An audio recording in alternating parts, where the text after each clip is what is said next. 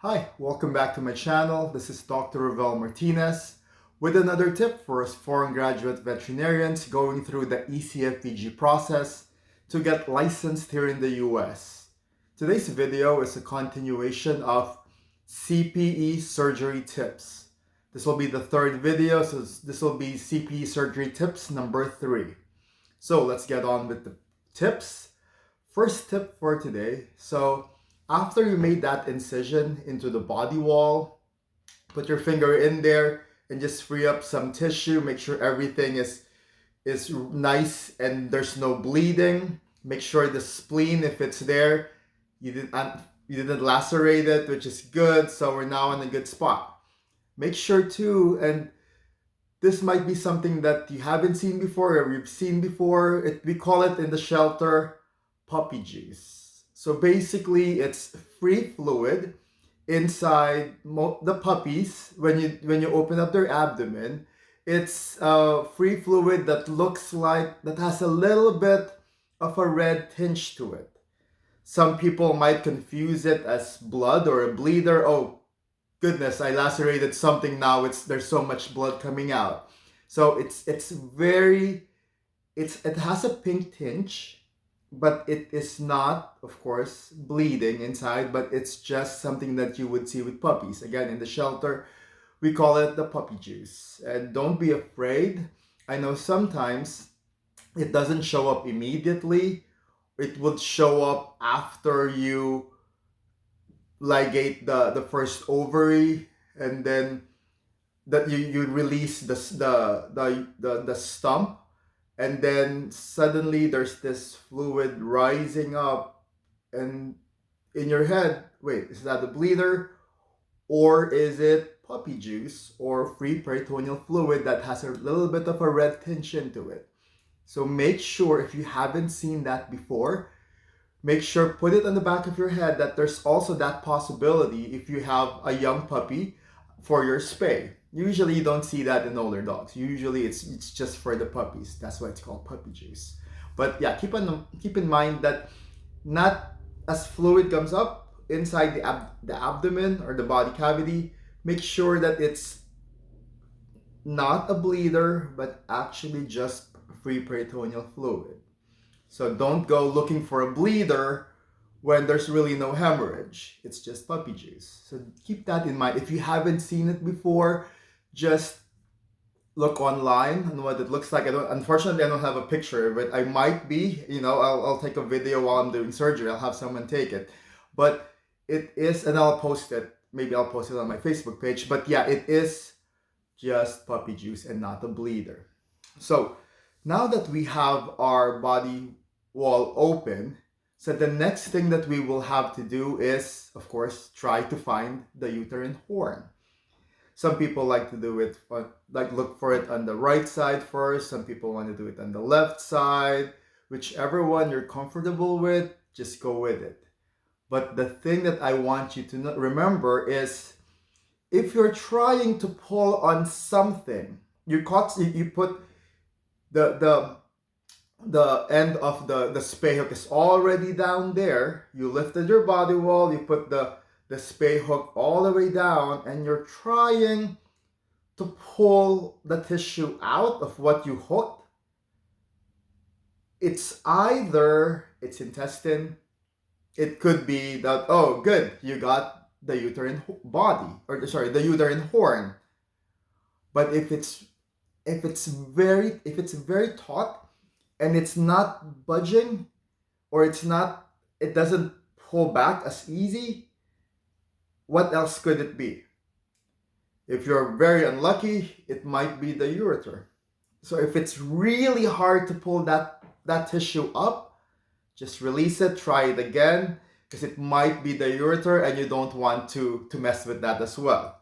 Again, I think on tip number 1, I already mentioned expressing the bladder right before as you're preparing the patient. Expressing the bladder is super helpful, so you don't have to mess with that urinary bladder while you're trying to do your surgery.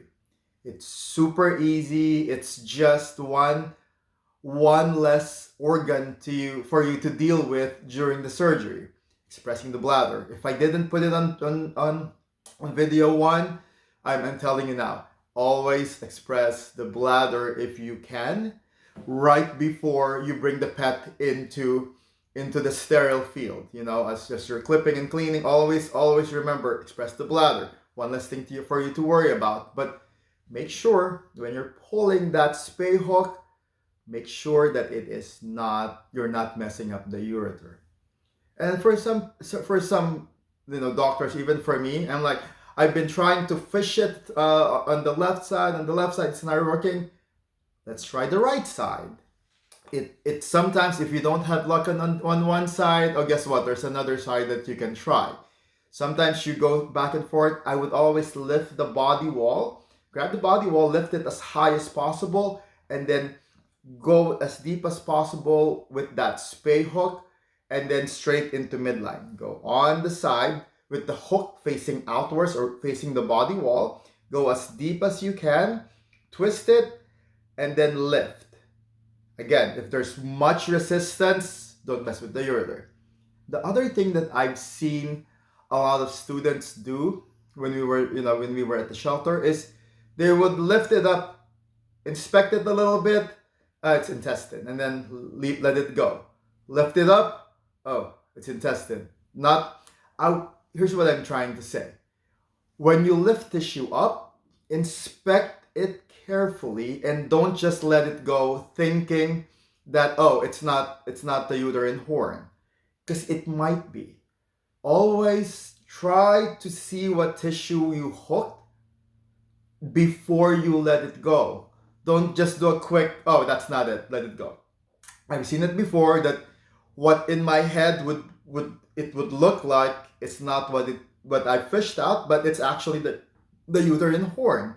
So once you have it up and you're like, well, it looks like it's the uterine horn, I'm not sure, try to follow it caudally or cranially to see if you can find the ovary, caudally to check if you can find the bifurcation.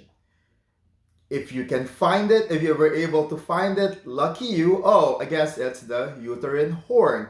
But don't keep letting that tissue go without inspecting it, because it might be what you're looking for. Sometimes it's under so much momentum and you're like, that's not it, let it go. Don't let it go unless you already inspected it and make sure that that's what you're looking for.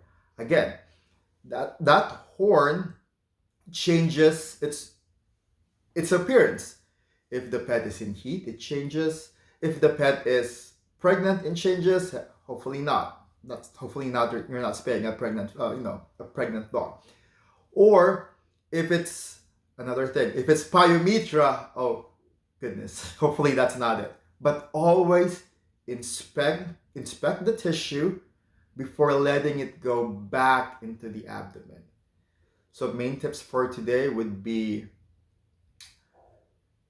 try to not freak out and try to see, if you see fluid coming up, it might just be puppy juice, especially if you have a puppy for the spay. Next one would be if you're trying to pull what you hooked with that spay hook, if it's really taut and it's not budging, give it up. It might be the ureter. Next one would be, and this is if I haven't said it before in my previous video, always express the bladder. And then number 4, before you let that tissue out or let that tissue go back into the abdomen, inspect it carefully, because it may very well be the uterine horn that you were fishing for the whole time. And also, if you can't find it or fish it on one side, on the left side, fish it on the right side. It doesn't matter.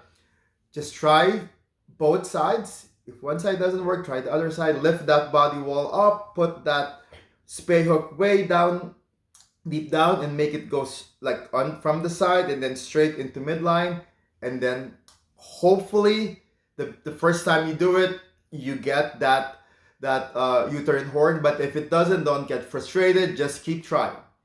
So time's up for me. Again, good luck to everyone trying to study for the ECFVG, the CPE, the BSCE, And of course, the Navli, good luck to everyone. You can do it. Keep trying. Sending you positive vibes. And wait for my next video. Don't forget to like this video if you like it. Click the subscribe button. And of course, you can always add me up on Facebook if you have any questions. DVM Rovel, ROV as in Victor EL. Okay, see you on my next video. Bye-bye.